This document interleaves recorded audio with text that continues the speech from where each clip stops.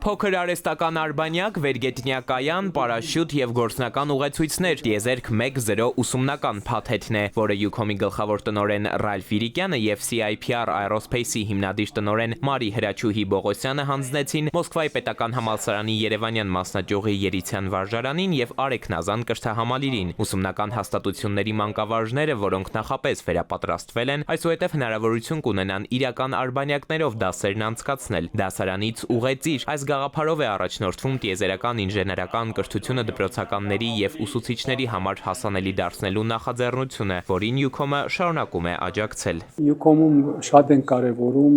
տեխնոլոգիական կրթությունը,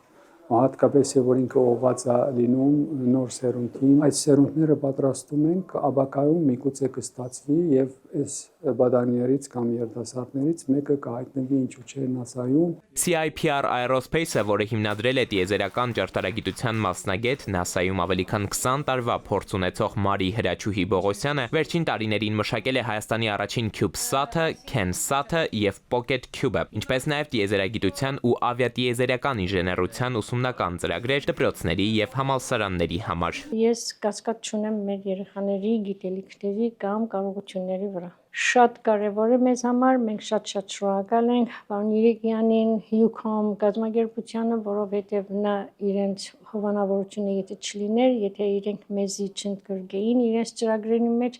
մենք այս ամբողջը չէինք կարող անել։ Նախաձեռնությունը միտված է STEM կրթության խորացմանը, ավիատիեզերական ճարտարագիտության առաջին քայլերի ձևավորմանը, մարզային դպրոցների տեխնոլոգիական ներուժի ամրապնդմանը, ինչպես նաև ապագա ինժեներների համար պրակտիկայի և կարիերայի նոր հնարավորությունների ստեղծմանը։ Էդուարդ Պողոսյան, ժամը լրատվական։